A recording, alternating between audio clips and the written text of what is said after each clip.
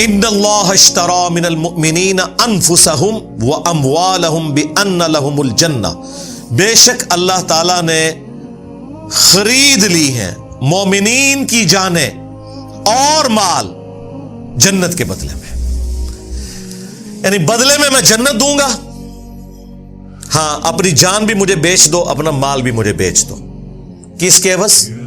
جنت کے عوض۔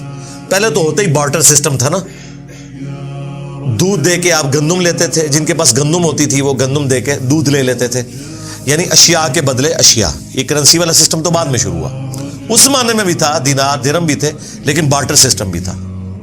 تو یہ سمجھ لے اللہ تعالیٰ کا ڈیوائن بارٹر سسٹم ہے کہ اپنی جانیں اور مال مجھے دو، اس کے بدلے میں تمہیں ہمیشہ کی جنت دوں گا، اور وہ جنت ایسی کہ جس میں نہ موت آئے گی، نہ بڑھاپا آئے گا، نہ پریشانی آئے گی، اور سب سے بڑھ کر وہ جنت کی نعمتیں ابدی ہیں، اور ہر وہ نعمت ہے جو آپ خواہش کریں گے۔ اسی پہ تو میں نے کہا تھا کہ اللہ تعالیٰ نے کتنا کرم فرمایا ہے اپنی مخلوق کے اوپر کہ 60-70 سال کی زندگی مجھے دے دو، اس کے بدلے میں جنت کی ہمیشہ کی زندگی دوں گا، اور جو تم خواہش کرو گے وہ تمہیں ملے گا۔ حالانکہ یہ کوالٹی اللہ کی ہے، کن فیکون، اور یہ کوالٹی اللہ کی ہے کہ اسے موت نہیں آئے گی، لیکن اللہ تعالیٰ خالق اور مخلوق کے فرض کے ساتھ جنت میں ہمیں یہ کوالٹیز دے گا۔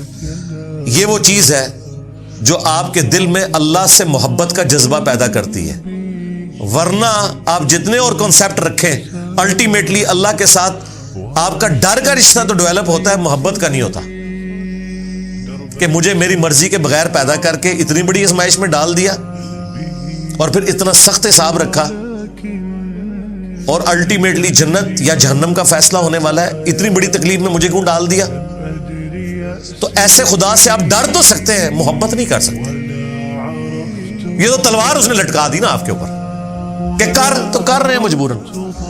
محبت کا جذبہ اس وقت پیدا ہوتا ہے کہ جب آپ یہ کانسیپٹ رکھیں کہ اکیلا اللہ ہمیشہ سے تھا، جسے موت نہیں آنی تھی، اس نے آپ کو بھی اپنے ساتھ شامل کر لیا، خالق اور مخلوق کے فرق کے ساتھ ہمیشہ کی زندگی دے کر، جس میں آپ کو بھی موت نہیں آئے گی، اور آپ بھی جو خواہش کریں گے وہ آپ کو ملے گا، آپ کی اپنی جنت ہوگی۔ اور بخاری مسلم میں آیا کہ جو سب سے آخر میں جہنم کا ہزاروں لاکھوں سال کا عذاب بھگت کے نکالا جائے گا نا، اسے بھی پلینٹ ارتھ سے 10 گنا بڑی جنت ملے گی۔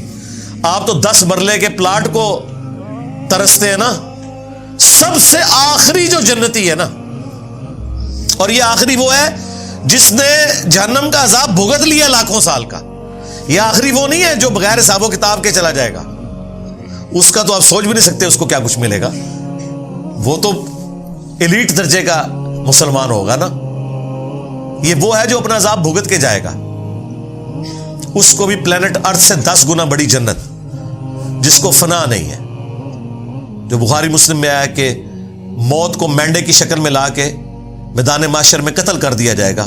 جنتی خوش ہوں گے کہ آج کے بعد ہمیں موت نہیں آئے گی، اور جہنمی غمناک ہو جائیں گے کہ ہمیں بھی موت نہیں آئے گی، جو قرآن میں سورہ الفرقان میں آیا، آج ایک موت نہیں ہزاروں موتیں مانگو لیکن تمہیں موت نہیں آئے گی۔ موت مانگیں گے وہ کہ اس تکلیف سے جان چھوٹ جائے، لیکن جان نہیں چھوٹے گی۔ اللہم اجرنا من النار، اللہم انا نسألک جنت الفردوس مع النبیین والصدیقین والشہداء والصالحین، آمین۔ تو اللہ تعالیٰ فرما رہا ہے کہ میں نے مومنین کی جانیں اور مال جنت کے بدلے میں خرید لی ہیں۔ یہ بیع میں نے کی ہے، بیع، با یا عین، تجارت، اسی سے یہ بیعت لفظ ہے، اپنے آپ کو بیچنا۔ انسان کے آگے کیسے اپنے آپ کو بیچ سکتا ہے؟ نبی علیہ السلام کے ساتھ بھی جو ہماری بیعت ہے وہ اللہ کی بیعت ہے، خلفائے راشدین کے ساتھ بھی جو بیعت ہے وہ اللہ کی بیعت ہے، اور وہ بھی پیری مریدی والی نہیں، حکومت وقت کے اعتبار سے خلیفہ کو مانا۔ دین کے معاملات میں تو آپ نے وہ بات ماننی ہے جو اس شخصیت کے اوپر نازل ہوئی ہے جس کی قبر مدینے میں ہے، صلی اللہ علیہ وآلہ وسلم۔ تو اللہ تعالیٰ فرما رہا ہے بے شک اللہ تعالیٰ نے مومنین کی جانیں اور مال خرید لیے ہیں جنت کے بدلے میں، یقاتلون فی سبیل اللہ، وہ اللہ کی راہ میں قتال کرتے ہیں، اور ظاہر سب سے بڑا کام آپ جو اللہ کے لیے کر سکتے ہیں وہ یہی ہے کہ اپنی جان ہتھیلی پہ رکھ کے میدان جنگ میں آ جائیں۔ سب سے قیمتی چیز تو جان ہے۔ فَيَقْتُلُونَ وَيُقْتَلُونَ، بس وہ اللہ کے حکم سے قتل بھی کرتے ہیں اللہ کے دشمنوں کو، اور خود بھی قتل ہو جاتے ہیں۔ ہمیشہ تو نہیں ہونا کہ آپ نے زندہ بچنا ہے۔ اور دیکھیں یہاں پہ انسانیت کا قتل ہو رہا ہے، لیکن اللہ کے حکم سے ہو رہا ہے، اور اللہ تعالیٰ اسے فخریہ بیان فرما رہا ہے۔ ویسے تو ایک انسان کا بھی قتل ناحق پوری انسانیت کا قتل ہے، جو سورۃ المائدہ میں آیا۔ اور اس میں مزے کی بات میں آپ کو بتاؤں، جان جو ہے نا یہ اللہ کی امانت ہے۔ اللہ کی اجازت کے بغیر آپ کسی کی جان لے نہیں سکتے۔ اس لیے دیکھیں جب آپ جانور بھی ذبح کرتے ہیں نا تو اللہ کے نام پہ کرتے ہیں، کیونکہ اس کے اندر بھی جان موجود ہے، اس سے بھی آپ زندگی چھین نہیں سکتے۔ جب آپ اس سے زندگی چھیننے لگتے ہیں نا تو بسم اللہ ہی اللہ اکبر پڑھتے ہیں کہ یہ اللہ کا حکم تھا، اس کے نام پہ میں تیری جان لے رہا ہوں، ورنہ میں تیری جان نہیں لے سکتا۔ یہ اس کا حکم ہے کہ تجھے اس نے میرے لیے پیدا کیا کہ میں تجھے کھاؤں، تو میں جب اب تیری جان نکالوں گا تو اس کے نام پر نکالوں گا، کیونکہ مالک جان کا کون ہے؟ اللہ۔ اس طرح آپ کسی کافر کی بھی جان نہیں لے سکتے، الا یہ کہ میدان جنگ میں وہ آپ کے مقابلے پہ آئے تو اس وقت بھی آپ اپنی دشمنی کے لیے نہیں بلکہ اللہ کی خاطر۔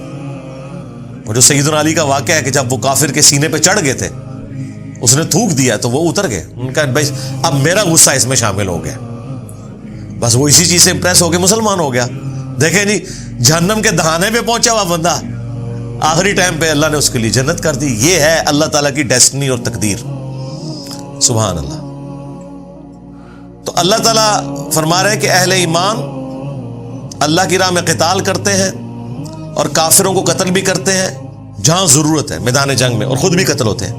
وعدن علیہ حقا فی التوراۃ والانجیل والقرآن، اور یہ وہ وعدہ ہے جو اللہ تعالیٰ نے سچا وعدہ کیا تھا پختہ، تورات میں بھی یعنی اولڈ ٹیسٹمنٹ میں، انجیل نیو ٹیسٹمنٹ میں، اور قرآن میں بھی، یعنی تینوں کتابوں کے اندر وہی بات ہے کہ دنیا کی زندگی مجھے دو، آخرت کی ہمیشہ کی زندگی لے لو۔ اور یہی ایک یونیورسل ٹروتھ ہے جی، ہاں، جو اللہ تعالیٰ نے سورۃ الاعلیٰ کے اینڈ پہ بھی فرمایا نا، قد افلح من تزکا وذکر اسم ربہ فصلی بل تؤثرون الحیاۃ الدنیا والآخرۃ خیر وابقی۔ تمہارا اصل مرض یہ ہے کہ تم دنیا کی زندگی کو ترجیح دیتے ہو، جبکہ آخرت بہتر بھی ہے اور ہمیشہ رہنے والی۔ ان ھذا لفی الصحف الاولی، یہی ایک یونیورسل ٹروتھ، یہی ایک کانٹے کی بات تھی جو اگلے سارے صحیفوں میں تھی۔ صحف ابراہیم و موسیٰ، چاہے وہ ابراہیم علیہ السلام کے آسمانی صحائف ہوں، چاہے موسیٰ علیہ السلام کے، ایک ہی کانٹے کی بات تھی۔ یہاں پہ بھی آ گیا کہ یہ اللہ کا وعدہ ہے کہ جو اپنی جان اور مال اللہ کے لیے خرچ کرے گا اللہ اسے جنت دے گا۔ یہ اللہ تعالیٰ نے بیعت کی ہوئی ہے مومنین کے ساتھ۔ وَمَنْ أَوْفَى بِعَهْدِهِ مِنَ اللَّهِ، اللہ اکبر۔ اور کون زیادہ پورا کرنے والا ہے اپنے وعدے کو اللہ سے بڑھ کر؟ یعنی اللہ تعالیٰ ہمارا یہ جو میرا وعدہ ہے نا، تو میں تو وعدہ وفا کروں گا، مجھ سے زیادہ سچا کون ہو سکتا ہے؟ دنیا میں یہ ہو جاتا ہے کہ آپ کبھی محنت بھی کرتے ہیں نا، رزلٹ آپ کے خلاف آتا ہے، کیونکہ اللہ کو کچھ اور منظور ہوتا ہے۔ اس وجہ سے بعض اوقات انسان کو یہ وسوسہ آ سکتا ہے کہ یار میں دنیا میں محنت کروں اور اس دا اینڈ میں بھی میرے ساتھ بیڈ لک ہو جائے۔ آخرت میں بیڈ لک نہیں ہوگی، بیڈ لک کا تعلق صرف دنیا کے ساتھ ہے۔ آخرت میں اسی لیے اللہ تعالیٰ بار بار کہتا ہے کہ میں وعدہ خلافی نہیں کروں گا۔